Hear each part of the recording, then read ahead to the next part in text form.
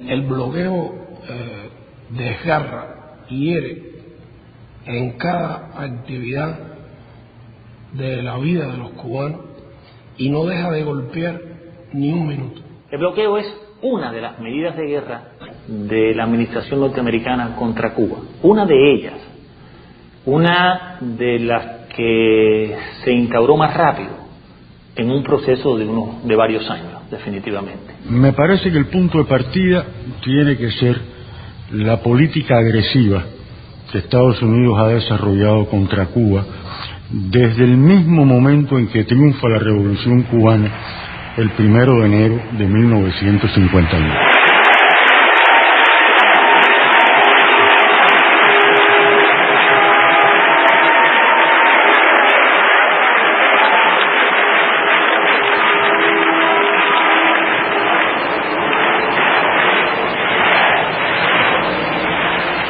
Cae el régimen de Batista.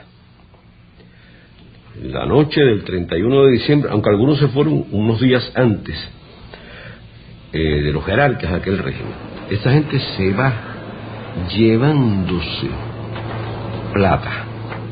El New York Times publicó un editorial donde reconoce que esas personas que se fugaron de Cuba al caer el régimen de Batista se llevaron consigo físicamente los valores del Tesoro Nacional cubano. ¿Usted ha visto un centavo de ese dinero? Jamás ni extraditaron a los ladrones ni devolvió el gobierno de Estados Unidos un céntimo. De manera de que no hay la menor duda que el primer golpe y uno de los más severos a la economía cubana lo propinó el gobierno de Estados Unidos. Yo diría que antes de que se instaurase el poder revolucionario en Cuba.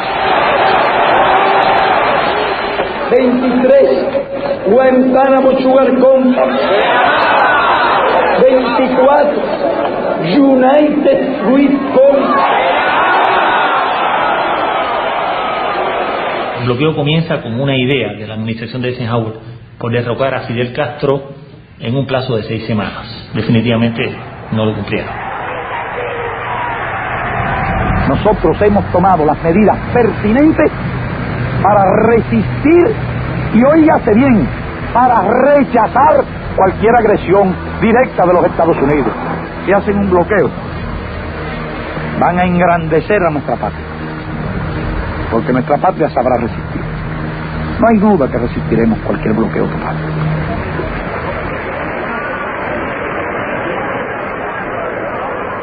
Y en ese mismo periodo comenzaron a surgir las primeras medidas del bloqueo.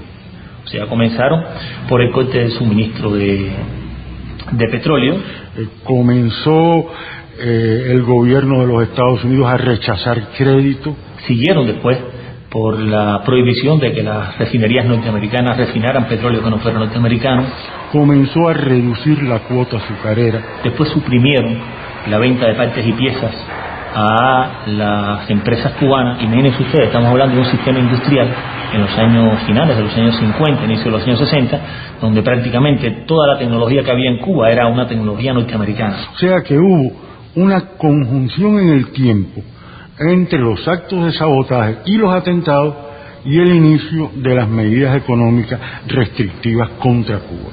Cuba dependía en más de un 70% en su comercio del comercio con Estados Unidos. Cuba vendía a Estados Unidos más del 60% de su azúcar. Por lo tanto, en la lógica de la guerra, era una medida racionalmente pensada, intencionalmente dirigida a derrocar un gobierno. Hay un memorándum interno del Departamento de Estado donde un funcionario describe lo que ellos se proponen hacer. Este es un memorándum que no se conoció en aquel momento, que fue el año del 60. Este documento vino a conocerse en los años 80, años 90, cuando fue desclasificado. En ese memorándum, este funcionario que hace un análisis de lo que significarían esas, y no estamos hablando ni de Torricelli ni de Helms-Burton, estamos hablando de las primeras medidas, los primeros pasos. Faltaba un año para la invasión de Playa Girón, faltaba un año para que Fidel anunciara que en Cuba había una revolución socialista.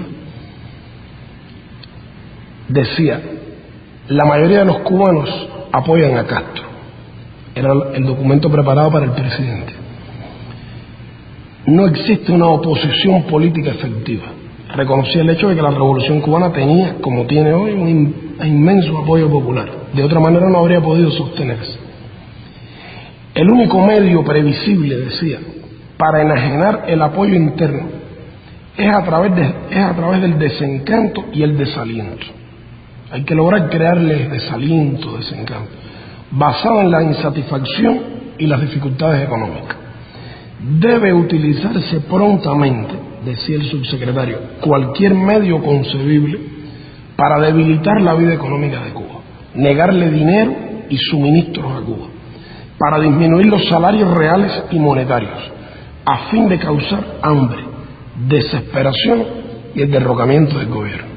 La esencia de la política del principio ha sido golpear al pueblo, dañar a la gente, hacerla sufrir como medio de combatir a un gobierno revolucionario.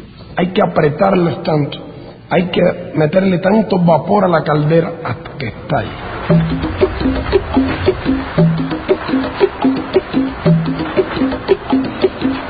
El bloqueo nos impide exportar a los Estados Unidos. Cuba no puede vender nada en los Estados Unidos. Cuba podría vender en Estados Unidos 50.000 toneladas de níquel por año. Podríamos vender en Estados Unidos langostas y productos del mar, productos de la biotecnología y la medicina cubana. Podríamos vender tabaco. Un puro cubano en Nueva York se vende hoy de contrabando en $50 el puro. Podríamos vender ron, podríamos vender software, podríamos vender vacunas, productos biotecnológicos. Hoy Cuba no puede exportar absolutamente nada. O sea, Cuba puede comerciar en realidad con todo el mundo. Lo que ocurre es que todo el mundo no puede comerciar con Cuba. Nosotros adquirimos, por ejemplo, un producto en Argentina y esa carta de cambio, como quiera que se llame, no puede ser en dólares de los Estados Unidos, porque al llegar a un banco, ahí mismo el gobierno de los Estados Unidos la decomisa. Tiene que ser en otras monedas. El año pasado, un importante banco suizo, el banco UBS, Unión de la Banca Suiza, fue multado con $100 millones por el gobierno de Estados Unidos por aceptar una transferencia en dólares de Cuba. Entonces esas cosas hacen que sea un riesgo definitivamente, y que a Cuba le cueste mucho, y que Cuba tenga que ser muy disciplinada a la hora de establecer su comercio, cómo va a ser ese comercio. Por tanto, tenemos continuamente que coger nuestros dólares y cambiarlos a otras monedas. Y todos los años perdemos 50, 60 millones de dólares por cambio, por tasas de cambio. Ninguna compañía puede exportarle a Cuba un producto o un equipo si ese producto que esa compañía canadiense, francesa, alemana, japonesa, argentina, tiene más de un 10% de componentes norteamericanos. Cuba no puede comprar el avión Boeing, por ejemplo. ¿Por qué? Porque es norteamericano. Pero tampoco puede comprar el Airbus, porque el avión Airbus, aunque es europeo, la parte electrónica, la aviónica, es norteamericana. Todas las embajadas norteamericanas tienen dentro de su misión extenderle cartas a las compañías de esos países que comercian con Cuba y advertirles además de las sanciones a las que se arriesgan y amenazarlos además que en caso de una Cuba sin Castro y sin socialismo quedarían fuera de la repartición del pastel. La empresa Mercedes-Benz en Alemania o la Mitsubishi en Japón tienen que demostrarle al gobierno de Estados Unidos que el automóvil que intentan exportar a Estados Unidos en los metales con los que fue construido no contienen níquel cubano. Y hay unos inspectores del gobierno de Estados Unidos que van a las fábricas, revisan los contratos, averiguan dónde usted compró el acero inoxidable con el que empleó para este automóvil. En una empresa en Australia, van entonces a Australia y revisan si la empresa australiana que fabricó el acero inoxidable usa el níquel cubano. Y cuando usted le están diciendo que va a ser condenado, que no se le va a poder permitir vender en Estados Unidos, que sus ejecutivos no van a poder entrar en Estados Unidos, que los hijos de sus ejecutivos no van a poder entrar en Estados Unidos, pues definitivamente para un presidente de una compañía tiene que pensar esas decisiones. Así que el bloqueo es toda una madeja, es una guerra económica que no puede verse solo como un tema bilateral entre Cuba y Estados Unidos, que ya si fuera eso era grave, pero es que el bloqueo se aplica de manera extraterritorial. Por eso Cuba no pertenece al fondo, por eso Cuba no pertenece al Banco Mundial. Hay además órdenes explícitas a los funcionarios del fondo y del banco, que son instituciones que se rigen además por la cuota de participación de los países, y en ambos Estados Unidos tiene la mayor cuota, de que no se aprueban fondos ni programas para Cuba. El año pasado el Banco Interamericano de Desarrollo prestó en América Latina en condiciones concesionales $9.000 millones. Sin embargo, no le puede prestar ni $1 a Cuba. Eso está prohibido, absolutamente prohibido, no se puede discutir y de hecho no se discute. Si Cuba hubiera recibido solo un 1% de ese dinero, habría recibido 90 millones. ¿Cuánto haríamos nosotros con 90 millones en materia de reparación de hospitales o construcción de carreteras o mejoría en el acceso a agua potable de nuestra población? Así que Cuba solo puede pedir crédito a otras instancias, créditos más caros, más costosos.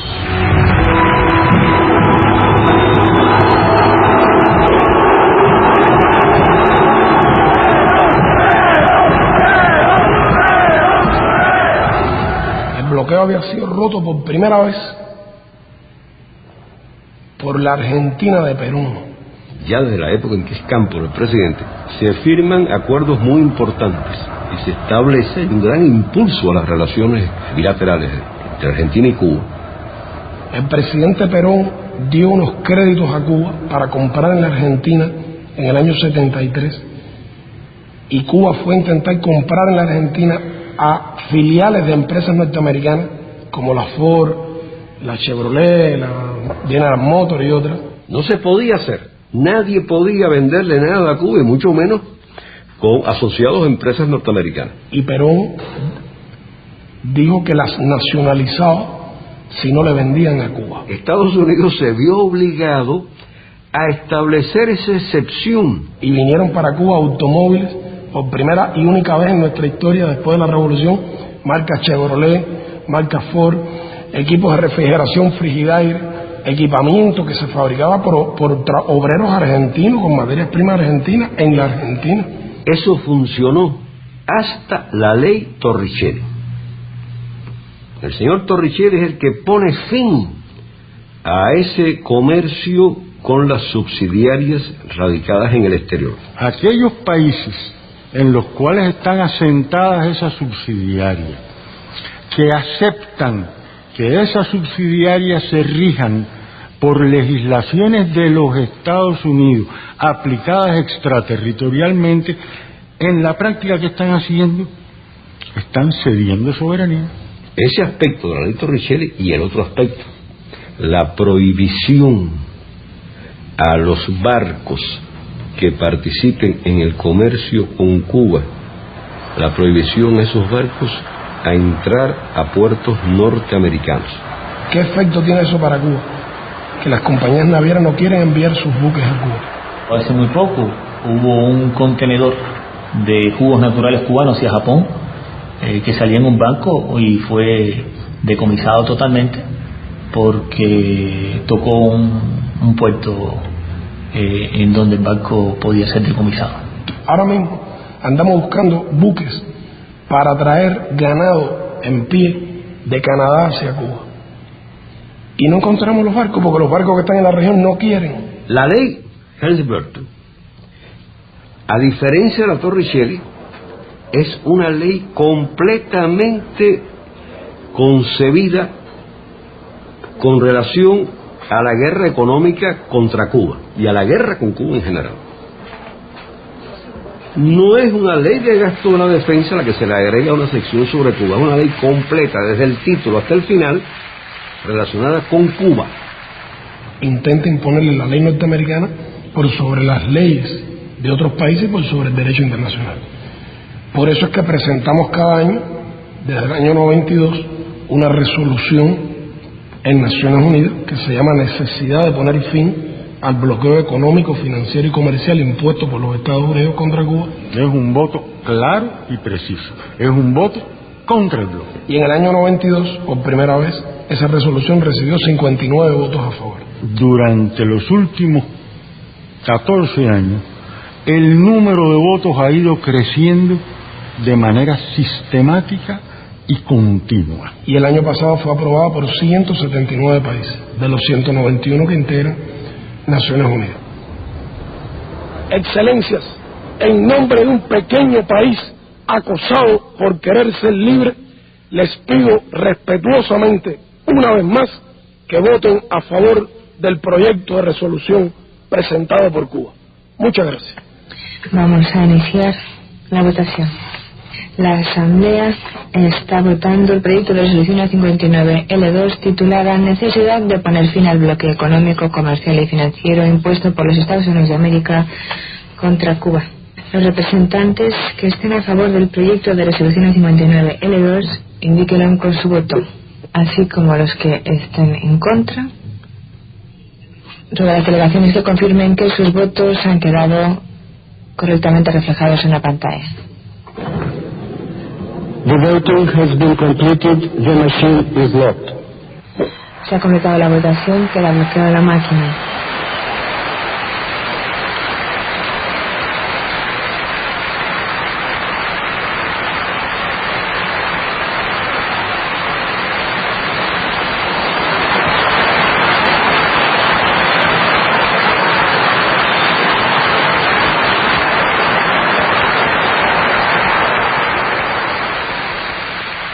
Que las resoluciones que aprueba la Asamblea General de Naciones Unidas son recomendaciones, no tienen carácter obligatorio y las Naciones Unidas no tienen medio de hacer cumplir esa resolución. Y en segundo lugar, el elemento político, que es, hablando muy en criollo, que a los Estados Unidos le importa un bledo las Naciones Unidas. Es una muestra de arrogancia imperial, de desconocimiento de un clamor internacional, de desconocimiento del derecho internacional. Lo único que le interesa es tratar de lograr unas Naciones Unidas que responda 100% a sus intereses. Mientras más ha crecido el rechazo dentro de Estados Unidos y en la comunidad internacional a la aplicación del bloqueo, más duro ha sido. El gobierno de Bush ha apretado las tuercas del bloqueo hasta límites desconocidos antes. Y yo creo que el bloqueo a nosotros es una cosa muy injusta. Que llegar a Cuba muchos medicamentos, equipos médicos, hacer negocio con otros países, desarrollarnos. Nos cierran todo. Y eso lo estamos sufriendo ahora con el problema de la electricidad, que son horas y horas sin luz. Claro, primero ponemos lo que es la alimentación, pero todo lo demás también afecta, un par de zapatos, una ropita, cualquier cosa. Ahora mismo usted ve el transporte como lo tenemos. ¿Usted cree que el transporte debía estar así? No debía estar así. Pero ellos no lo dejan, ni una pieza no dejan comprar por allá afuera. Que mientras existe el bloqueo va a haber necesidad, miseria. Personalmente afecta lo que es el comercio y personalmente afecta a la familia de uno como tal. En las cosas como la medicina, que no hace falta a nosotros y por el medio del bloqueo tenemos que comprarlo con un tercer país. Y nuestro sistema social está dispuesto a pagar lo que sea con tal de curar al enfermo gratuitamente. No nos han vendido. Es lógico que nos afecte y todo cubano que yo creo que se sienta cubano y usted le pregunta y le va a decir lo mismo. Ese es el gran crimen de todo esto que se está haciendo, todo esto que dice, todo este bloqueo que se está llevando inhumanamente contra cunas de alcances años. Y es ahogar el niño en su cuna. Es decir, aquella frase que decía William Blake, el poeta inglés. Es preferible ahogar un niño en su cuna que matar un deseo, que reprimir un deseo. Esto también se puede leer al revés. Reprimir un deseo, en este caso, un deseo de justicia, un deseo de libertad, un deseo de comunidad, un deseo de igualdad, es matar un niño en su cuna.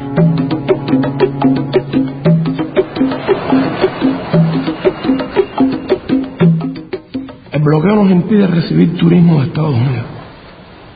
Y el bloqueo, en términos prácticos, está violando la Constitución de los Estados Unidos, porque se prohíbe que los norteamericanos viajen a Cuba. El norteamericano que viaja a Cuba puede recibir penas de hasta 10 años de cárcel y $250,000 de multa.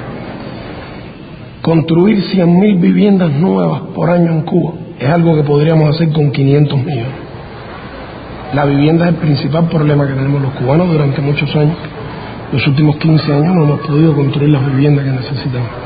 Tenemos que construir 100,000 viviendas por año durante 10 años, 20,000 de ellas en la ciudad para enfrentar ese que es el problema más grave. Hacer 100,000 viviendas lo podemos hacer con 500 millones. Y no podemos porque no tenemos ese dinero. Sin embargo, recibir 5 millones de turistas norteamericanos nos proveería $12,000 millones de ingresos brutos y no menos de 4 o 5,000 millones de utilidades, 10 veces más que lo necesario para construir 100,000 viviendas en un año. Una parte del turismo que venía de Estados Unidos eran cubanos que vivían allí. También en eso afecta, porque muchas familias no se arriesgan ahora a sufrir una condena, una multa por violar lo que está establecido por el gobierno norteamericano. Que antes era de la generosidad de Clinton, que podían una vez al año visitar a su familia. Bueno, ahora con Bush es una vez cada 3. Sí le dan permiso, que pueden denegarlo. O sea, usted tiene, ahora el derecho se redujo a que usted puede, una vez cada 3 años, pedir permiso para visitar ya no a cualquier familiar, sino a la familia como ha sido redefinida por Bush. Es un ataque hecho a la familia cubana por el gobierno que supuestamente se ha vendido como defensor de la familia cubana. Así que el bloqueo realmente es el principal obstáculo para un mayor bienestar de los cubanos. El bloqueo realmente afecta la medicina en múltiples formas. Digamos, por ejemplo, obtención de determinados medicamentos que solo se producen en Estados Unidos. Hay que obtenerlo a través de terceros países. Cuando se logra obtener, hay que pagarlo mucho más caro. En el mismo caso de las enfermedades infecciosas, cuando sale un nuevo antibiótico o un producto para combatir un vector, por ejemplo, bueno, tampoco podemos obtenerlo. Conozco casos de gente muy desesperada cuando no tenía una medicina para aliviar el dolor de un anciano o para salvar a un hijo, etcétera. O sea, ha habido mucha mucha rabia, mucha desesperación, mucho sufrimiento, digamos, en la gente. Que haya pacientes que necesitan en un momento determinado un producto que no está en el país y que hay que mandarlo a comprar el norteamericano y no lo podemos obtener, y entonces se ve afectado ese paciente. Un equipo que uno quiera comprar en Japón, por ejemplo, si tiene componentes norteamericanos, no se puede comprar. Como ocurrió con una compañía canadiense a la que le compramos equipos médicos y después fue comprada a su vez por una compañía norteamericana y ahora nos niega las piezas de repuesto porque si no es sancionada por el gobierno de Estados Unidos. Se nos trató de privar de la influencia de las corrientes de la cultura universal. El bloqueo impide de manera sistemática, a partir de sus diferentes regulaciones, en sus diferentes momentos, impide el intercambio de estudiantes de los Estados Unidos de Norteamérica con estudiantes cubanos, e impide el intercambio de profesores de los Estados Unidos de Norteamérica con profesores cubanos. Inclusive ahí se perjudican también los norteamericanos, porque Cuba tiene resultados interesantes y cada día les cuesta más trabajo venir a Cuba para congresos. Por ejemplo, los éxitos de nuestro centro de investigación biotecnológica y de ingeniería genética, todo lo nuevo que se ha creado. Intentaron inclusive que las publicaciones cubanas no pudieran ir a revistas norteamericanas. Eso lo intentaron, pero hubo una rebelión de las editoriales norteamericanas y tuvieron que retirar esa medida. Usted está completamente prohibido entrada en los Estados Unidos porque usted está tildado como yo soy como una figura que represento peligro para ¿cómo se llama? Para los Estados Unidos. No puede ser, porque yo lo único que hago es cantar. El arma mía es el canto en mi boca. Yo no cojo ahí, mi mano está limpiecita, automáticamente limpia, no tengo nada que ver con ningún tipo de arma. Ahora si con la voz usted emite, usted mata o eso, no está bien, pero yo creo que mi voz no, al contrario.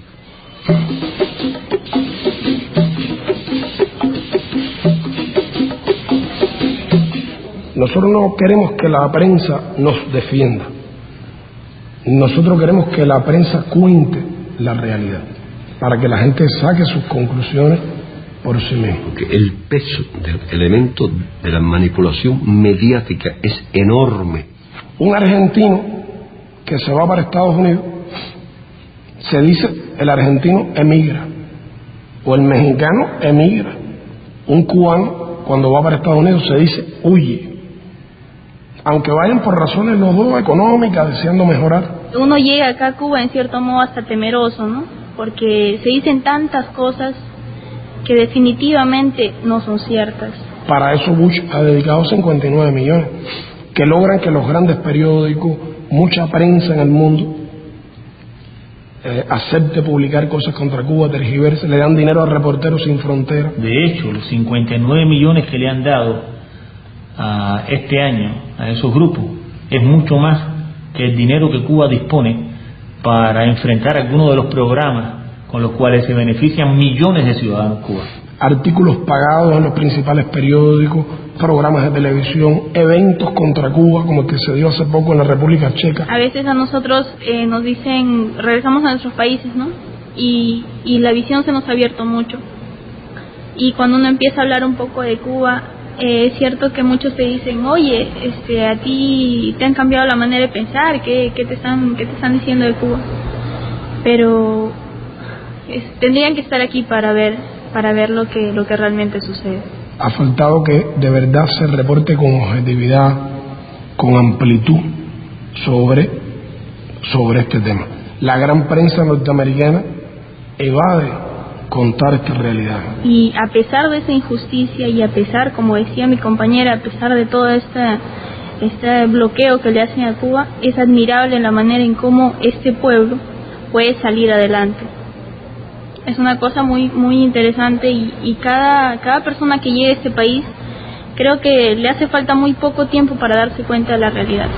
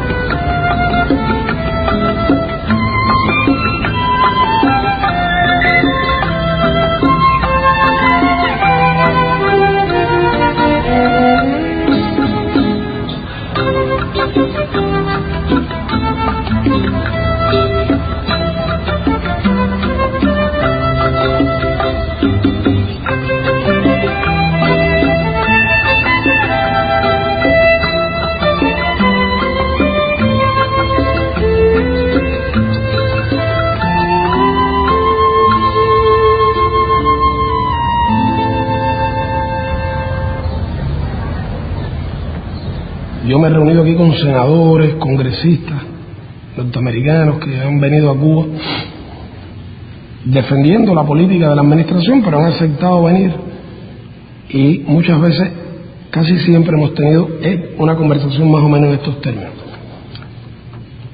Yo les digo, bueno, ¿por qué ustedes nos bloquean?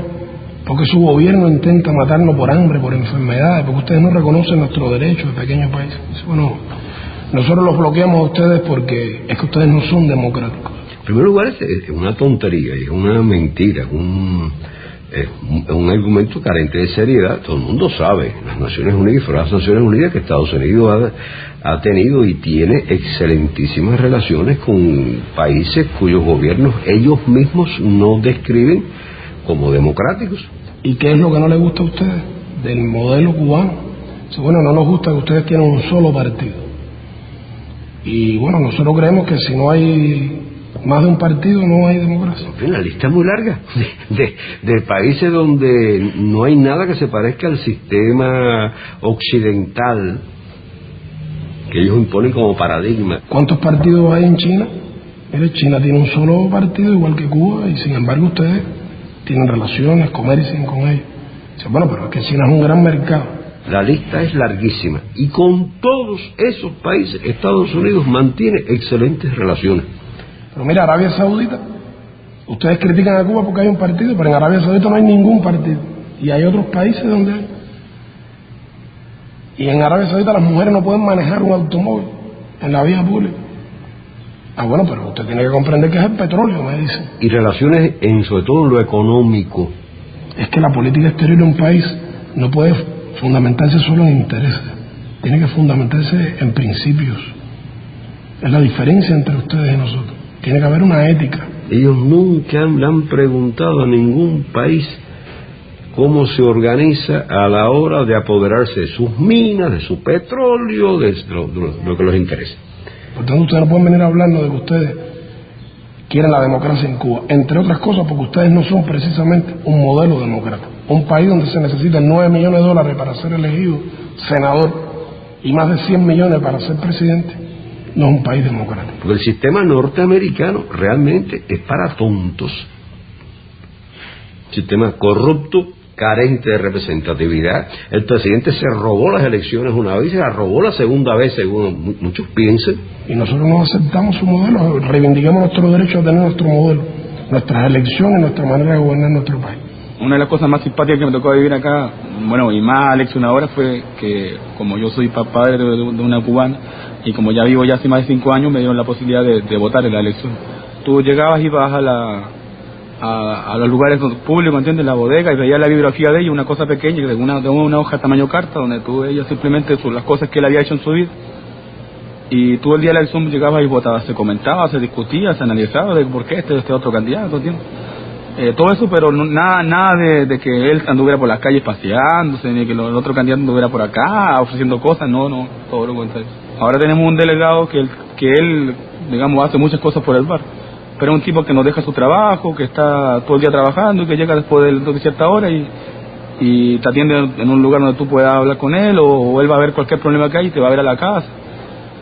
Trata de mantener todo, digamos, organizado, todo bien.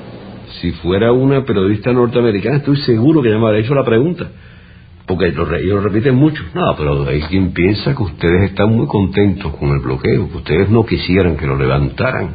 Ellos dicen, pretexto de los cubanos, Cuba está mal porque está mal administrada. Siempre yo les digo, y si es un pretexto, porque ustedes no nos quitan el pretexto, levanten el bloqueo y quiten el pretexto para que demuestre que nosotros no tenemos razón. Vamos a hacer una cosa, levántenlo por un ratico nada más. Un año, digamos, un año sin bloqueo, a ver quién ganó.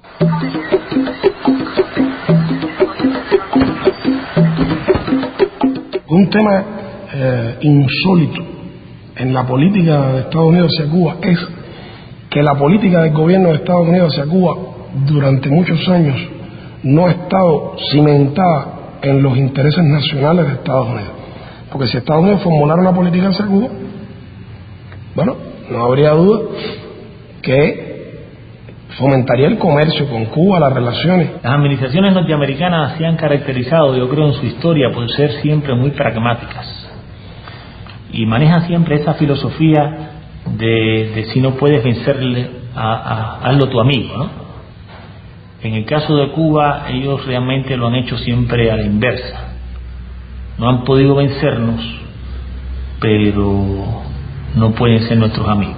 Nosotros le hemos propuesto al gobierno de Estados Unidos colaborar en el enfrentamiento a las drogas o en la lucha contra el terrorismo o para evitar la migración ilegal, y el gobierno de Estados Unidos, aun cuando esto le conviene y es bueno para sus intereses, lo rechaza porque teme la reacción de los grupos extremistas de Miami.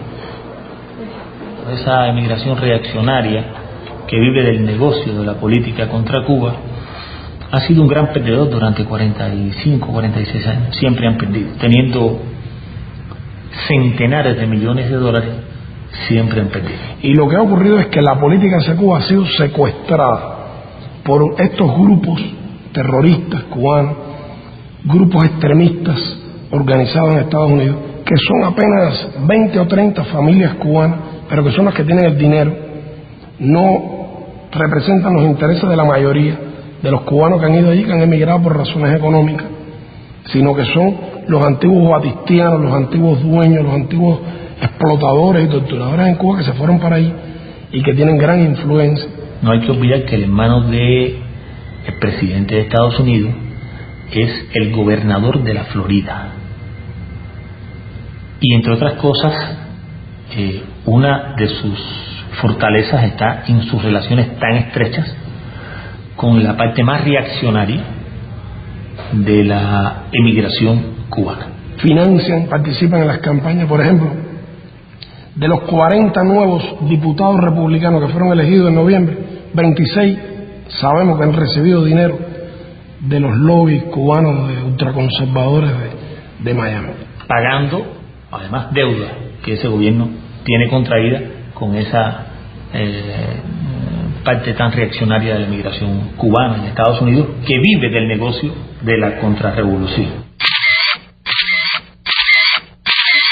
Estos son los que están detrás de la redacción del plan de Bush para Cuba, que es, según dice al comienzo de su introducción, cuando lo presentan, es como un conjunto de acciones a tomar al amparo de la ley Helms-Burton para lograr los propósitos de esa ley. Este es un plan de subversión de Cuba, de destrucción de la revolución para después anexar a Cuba. La ley dice con todas sus letras que su objetivo es lograr el fin de la revolución cubana. Bush declaró: no estamos esperando que se vaya Fidel, estamos trabajando para sacarlo cuanto antes. Que después del fin de la revolución cubana habría lo que ellos llaman un periodo de transición, y después lo que ellos llaman una etapa democrática, y define por escrito, está puesto ahí en una ley del Congreso, requisitos para que el gobierno de Estados Unidos considere que ya no está el régimen de Castro, que ya hay una transición o que ya hay una democracia. El primero, el más importante, es el referido a las propiedades que fueron nacionalizadas en Cuba al principio de la revolución.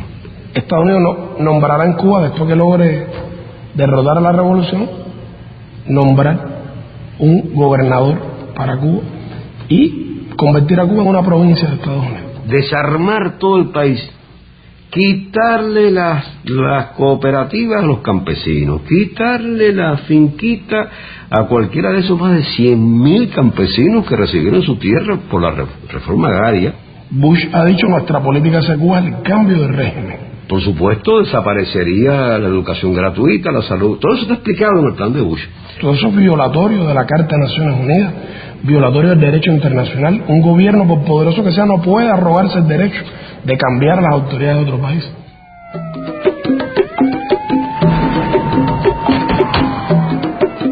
La estrategia de los sucesivos gobiernos de Estados Unidos contra Cuba no ha excluido ninguna modalidad de agresión. La gran verdad es que sucesivas administraciones norteamericanas han promovido el terrorismo contra Cuba. Acciones de sabotaje, acciones de quema de cañaverales, sabotaje contra instalaciones económicas, como vehículo que el gobierno de los Estados Unidos de la época, era todavía el gobierno del general Dwight Eisenhower, utilizaba para tratar de desestabilizar al naciente proceso revolucionario cubano. Hemos tenido que resistir la agresión militar.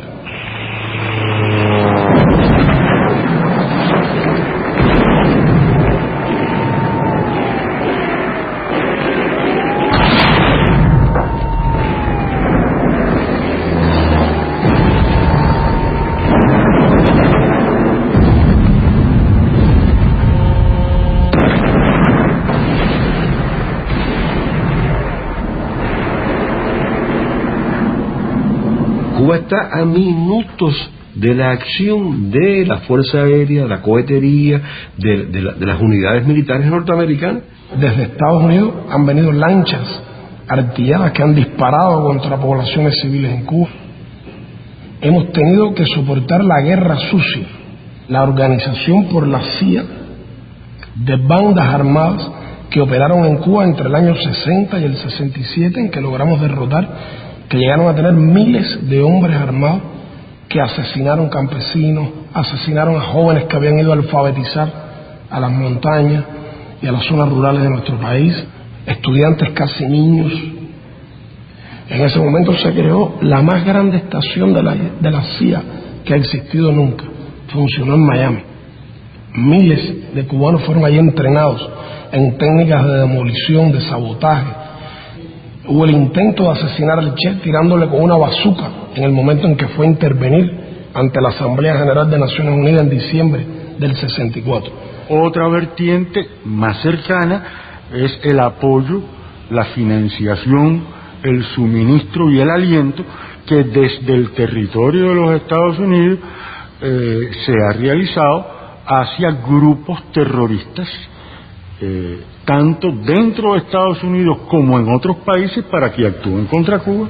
Manos asesinas colocan bombas incendiarias de fabricación yanqui en el Encanto nacionalizado, un centro de trabajo en el que ganan su sustento miles de familias cubanas. En el mismo centro de La Habana, poniendo en peligro gran número de hogares cubanos, provocan un incendio de grandes proporciones. No les importa la vida de niños, mujeres y ancianos. Con estos actos de barbarie, el imperialismo yanqui pretende destruir nuestras riquezas nacionales y paralizar la producción y promover la escasez. Estuvo la voladura del buque La Cubre, donde murieron más de 100 personas, incluidos marineros franceses y belgas.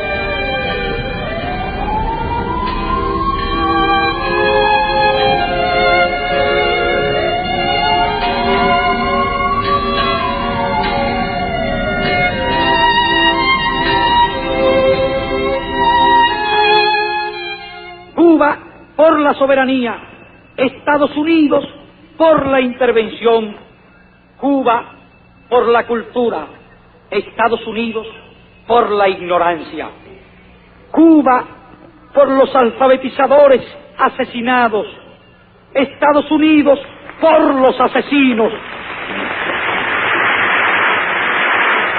Ahí hay crímenes que fueron transfronterizos, que ocurrieron más allá de las fronteras nacionales, y unos cuantos en Estados Unidos.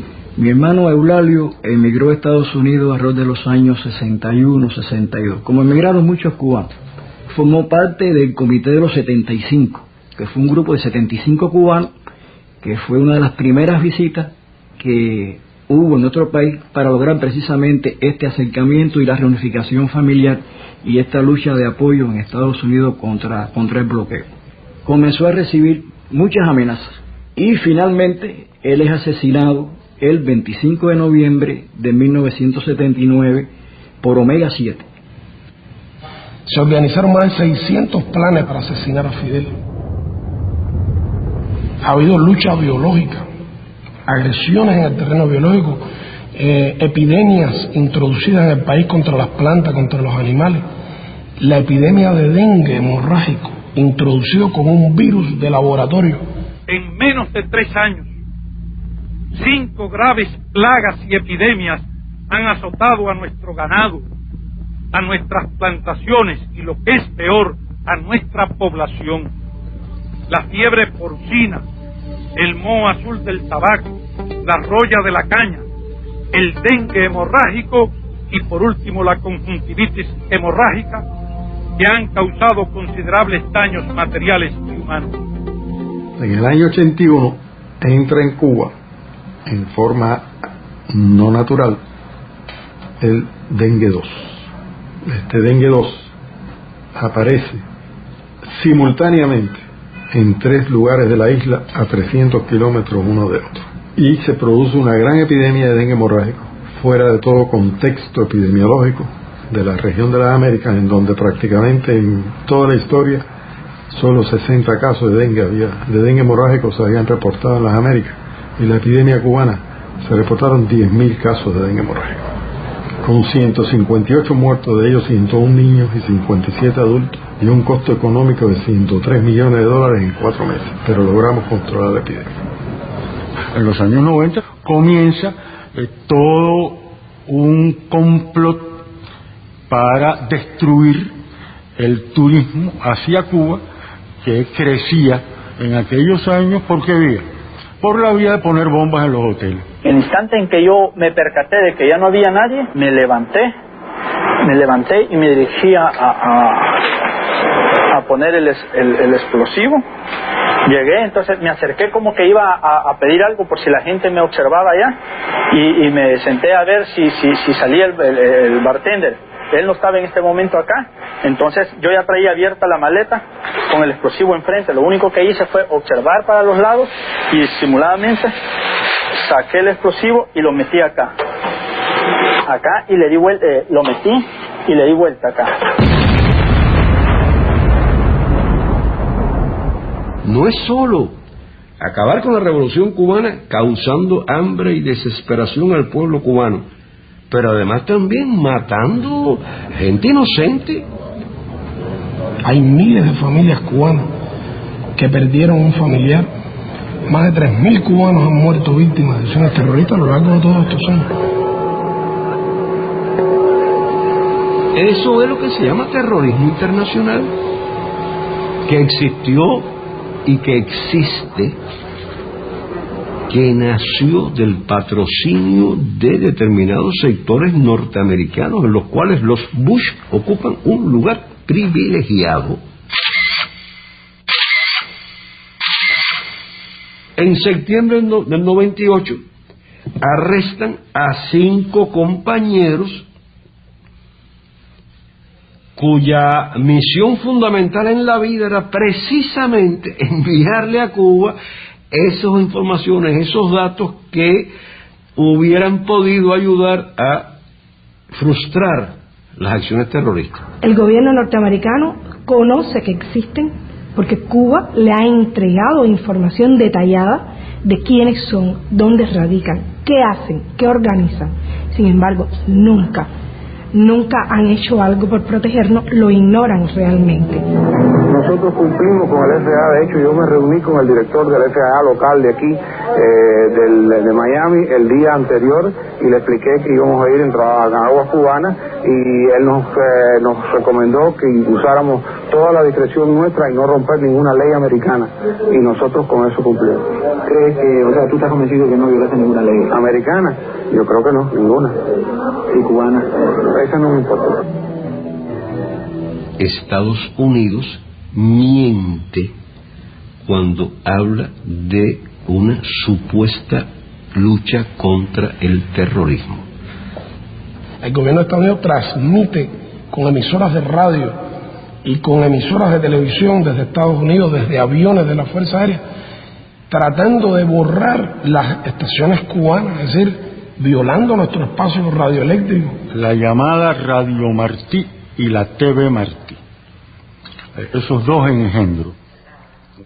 Que tú tratas de oír la emisora cubana y oyes una transmisión desde Estados Unidos donde dan consejos prácticos para incendiar tu fábrica sin ser descubierto, donde alientan la violencia, donde alientan el asesinato, donde le dicen a la gente por radio continuamente: el problema de Cuba se resuelva si logramos matar a Fidel.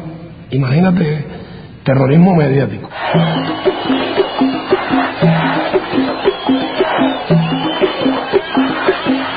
Si el pueblo cubano tiene algún mérito, es sobre todo su proeza de los últimos 15 años.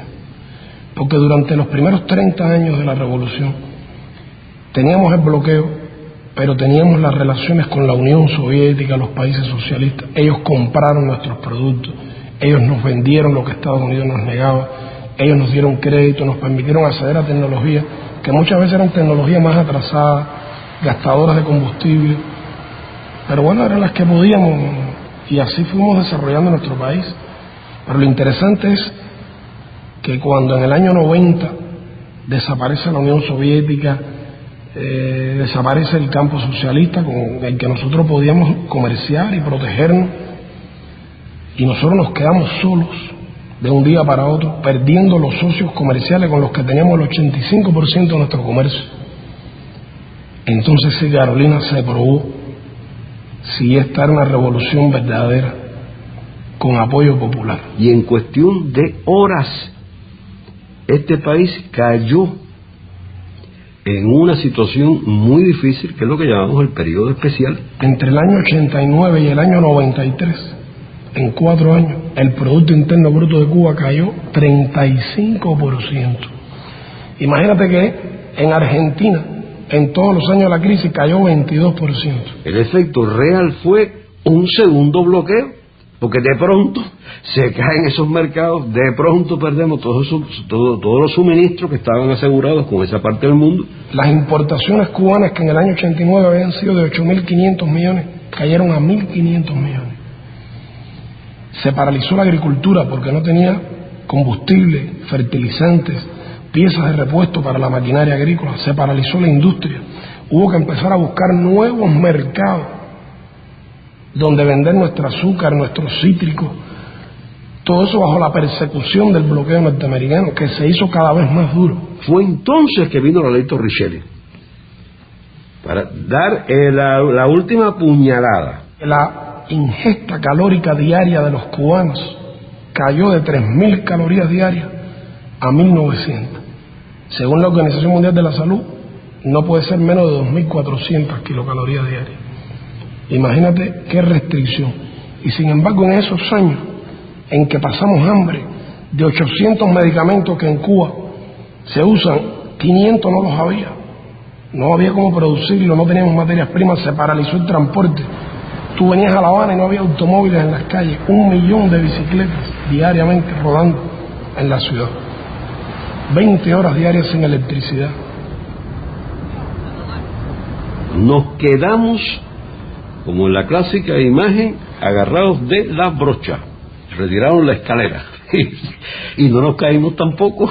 Porque el modelo social, que en esa coyuntura no dijo, bueno, pues sálvese quien pueda, que se salve el más fuerte o el que tenga más dinero. Dijimos, hay poca comida.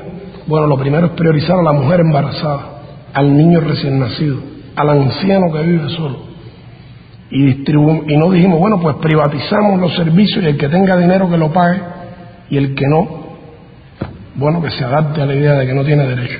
Ha habido que levantarse, que superarse, que ser capaces de ser más creativos, de ser más esforzados. Dijimos, vamos a mantener nuestras escuelas abiertas, aunque no tengamos los libros, aunque tengamos cuando termine el curso que coger esos libros, volverlos a coser para entregárselos a los niños. Las familias se prestaban los uniformes de unos niños a los otros. Compartíamos lo poco que teníamos, la solidaridad entre los vecinos, el Estado jugando un papel, no dejando abandonado a nadie a su suerte. Y hoy, cualquiera que objetivamente vea la situación cubana, tiene que darse cuenta que hoy la situación, con grandes dificultades, con grandes problemas, que usted los habrá apreciado, me imagino, sin embargo, es mejor que la que teníamos cuando comenzó lo que llamamos el periodo especial. Empezamos a desarrollar el turismo, aceptamos un poco de la inversión extranjera, desarrollamos nuevos rubros de nuestra producción, empezamos a producir nuestro propio combustible y poquito a poco fuimos saliendo adelante.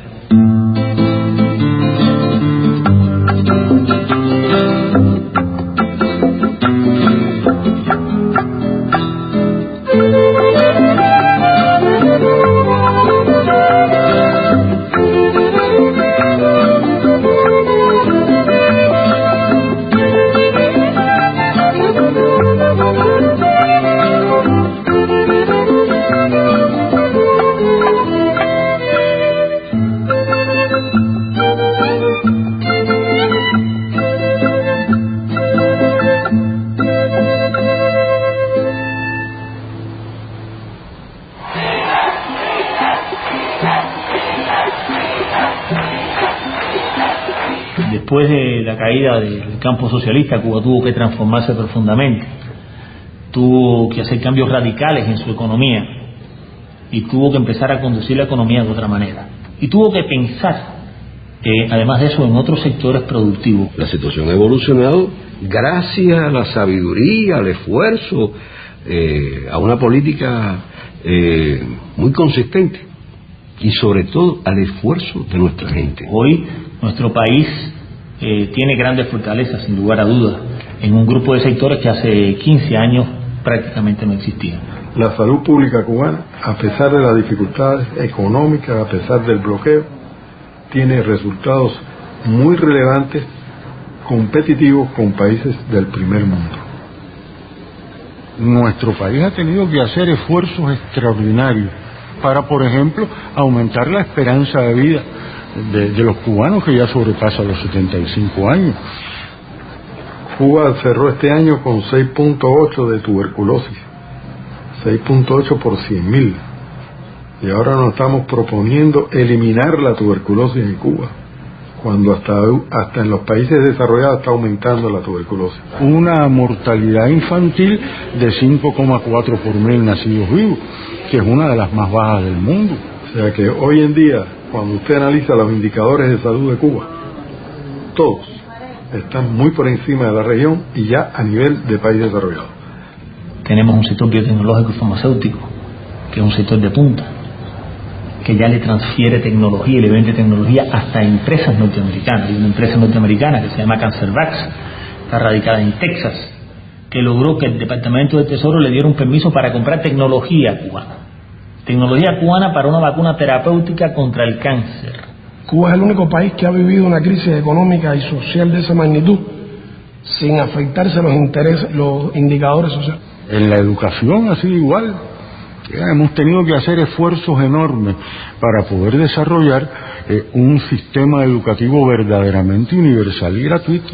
El sistema de enseñanza en Cuba, el sistema de enseñanza artística en Cuba, constituye un modelo para América Latina. En pocas instituciones en el mundo vinculadas a la enseñanza artística tienen en un mismo espacio, como lo tiene el Instituto Superior de Arte, todas sus manifestaciones artísticas. Debo recordar que más de 40.000 jóvenes de 120 países se han graduado en Cuba en las universidades y las escuelas cubanas, 30.000 de ellos africanos. Ahora mismo estudian en Cuba más de 16.000 jóvenes, becados gratuitamente. La escuela cubana son aulas de 25 personas lo máximo y hay microscopio para cada chico, o sea, eso está garantizado. Y saber que esas clases personales no solamente son para nosotros que somos extranjeros, así se le da también a la escuela cubana, algo que bastante fundamental y me parece que vale la pena destacar a pesar del bloqueo. Y bueno, le hemos ofrecido a esos jóvenes estudiar en Cuba, son hijos de familias pobres, de 80 etnias indígenas distintas de América Latina. De esos 16.000 jóvenes, más de 10.000 estudian la carrera de medicina. 1.500 se graduarán este año como médicos en nuestro país. Nosotros tenemos en 68 países, tenemos médicos cubanos trabajando sin un costo para esos países. Es una prueba de la fuerza de las ideas y es una prueba de la vocación social, de la vocación humanista del proyecto de la Revolución Cubana. Nosotros tenemos un sistema muy eficiente, muy solidario y muy ligado al desarrollo de la Revolución Cubana. Yo creo que eso es lo principal y ese es el pecado que no nos perdona. Ellos bloquean a Cuba porque no aceptan la idea de que un pequeño país que fue siempre su feudo se haya convertido en un país independiente, haya desafiado. Bloquean a Cuba porque de alguna manera Cuba es un símbolo de luz. Cuba es la idea de que se puede ser un país distinto, independiente, un país solidario. Solamente quienes viven este proceso desde dentro pueden tener la justa dimensión de la cantidad de energía que ha sido necesaria para que todo esto pueda desarrollarse. Pero le hemos dado a la gente sentido de la dignidad, orgullo nacional de tener nuestra cultura, hablar nuestro idioma, tener nuestras instituciones, haber hecho nuestra constitución por nosotros mismos. En un país que era una colonia norteamericana, donde los soldados de Estados Unidos se retrataban orinándose en la estatua del héroe nacional cubano, donde el embajador de Estados Unidos decidía el presidente que sería elegido y donde las compañías transnacionales norteamericanas dominaban toda la economía de nuestro país. Tenemos defectos como cualquier ser humano, pero tenemos esa característica que nadie más ha podido desarrollar y tampoco hay que enorgullecerse de eso. Los demás pueblos no han tenido la oportunidad de tener que soportar un bloqueo de 45 años y después que se les caiga el amigo y tener un periodo especial de otros 10 en que hay que inventar y que hay que crecerse mucho para sobrevivir. Cuando Fidel se para y explica, la gente sabe que no miente, sabe que no tiene una cuenta secreta en un banco extranjero, saben que nosotros no nos robamos la plata del gobierno, ni vendemos y traficamos influencia para recibir beneficios materiales. La gente en Cuba sabe que cuando se va la electricidad, como ahora que tenemos dificultades y se nos va la electricidad, se va también a las casas de los ministros. Y saben que nuestros hijos no van a colegios especiales, saben que nuestros hijos van allí con el resto de los niños del barrio, en los lugares donde vivimos. Y la gente sabe que sin igualitarismos que no tendrían sentido, pero con una gran austeridad, el gobierno, los que tenemos responsabilidades, trabajamos para la gente y no consideramos los cargos públicos que tenemos una prebenda o un derecho que nos viene, sino una responsabilidad, una oportunidad de servir a nuestros compatriotas. Y tenemos autoridad moral. Ese es nuestro secreto. Tenemos capacidad de pedirle a la gente un esfuercito más, que ya la luz se ve casi al final del túnel. Lo que debemos es de unirnos, todos los pueblos del mundo, ¿usted entiende? Y gritar a la vez que nosotros lo que queremos es la paz, sobre todo. Nosotros necesitamos la paz. Viviendo nosotros con la paz, hay de todo, se consigue todo. Con una dosis de ilusión, si tú quieres una palabra más linda, más justa, con una dosis de sueño enorme, poniendo junto todo eso, haciendo todo eso una especie de gran, ¿cómo te diría?, de un aquavite, de un agua de vida, haciendo que todo eso arda de alguna forma, es que va a surgir en cada uno de nosotros la solución o la posible solución para ese momento y para esa circunstancia. El bloqueo se gana fundamentalmente con la fortaleza de la revolución y con la solidaridad, lógicamente, de los países del mundo, ¿no? Y no tengo duda de que el bloqueo será levantado y que si no somos nosotros, nuestros hijos, nuestros nietos verán a su país desarrollado y libre sin la presión del bloqueo. Si nosotros los cubanos no queremos este sistema social, este gobierno. Es un problema nuestro. Nosotros somos los que tenemos que luchar por mantenerlo o luchar por quitarlo. Pero que en este caso el imperialismo norteamericano se ha arrogado el derecho de quererse los tutores del mundo, los que dirigen la política del mundo. Yo quito y pongo al gobierno que me beneficie. Pero hay una realidad histórica. Ser diferente es un precio costoso. Y Cuba lo está pagando, lo tiene su premio. Precisamente por resistir tanto, la gente no quiere, no respeta. Hay que luchar. Si usted no lucha, no puede llegar a tener lo que usted quiera tener. Además, ¿qué sistema político tú me quieres imponer a mí como América Latina? Si en 100 años, ¿qué progreso tiene América Latina? Más pobreza, más subdesarrollo, más miseria, los niños no van a la escuela, usted lo ve en los vertederos buscando comida, usted lo ve en la calle limpiando zapatos en horario de clase. Entonces, ¿qué modelo social tú me quieres imponer a mí? Si es que yo estoy mirando, no sirve. Aquí el gobierno ha hecho cosas casi imposibles de hacer por salir adelante.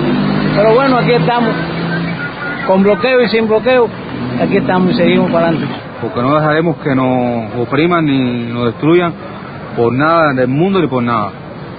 Y para adelante y construir hasta adelante. Y los pueblos poco a poco se van despertando. Y poco a poco la independencia y la integración de América Latina va a llegar. Más temprano que más tarde, pero va a llegar.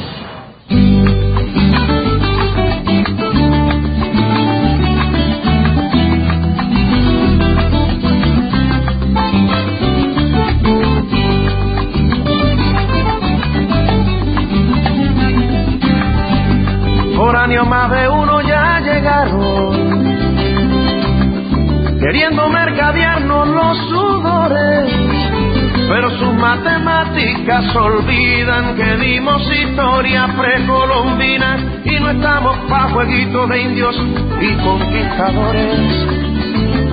Agradecidos de lo que acompaña, limpieza de alma con o sin bolsillo, y nos valoran por horas de compañía, de esperanza o de consuelo, sin importar las millas, horas de vuelo.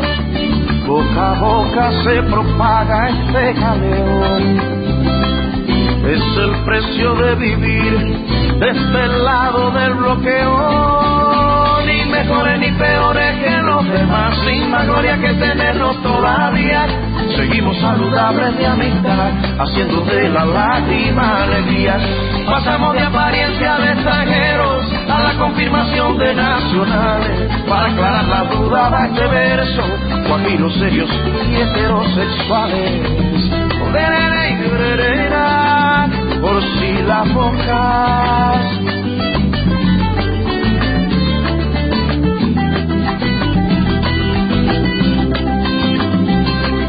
Por si las moscas. Ni mejores ni peores que los demás, sin más gloria que tenernos todavía. Seguimos saludables de amistad, huyendo a la epidemia bobería, sin farándula ni piña ni intenciones de colgarnos a los movimientos. El tiempo nos revienta de canciones, obreros de los buenos sentimientos. Ni mejores ni peores que los demás, sin más gloria que tenernos todavía. Seguimos saludables de amistad, haciendo de la lágrima alegría. Pasamos de impresión como extranjeros a la confirmación de nacionales. Para aclarar la duda fue este verso, guajiros serios y heterosexuales. Por si la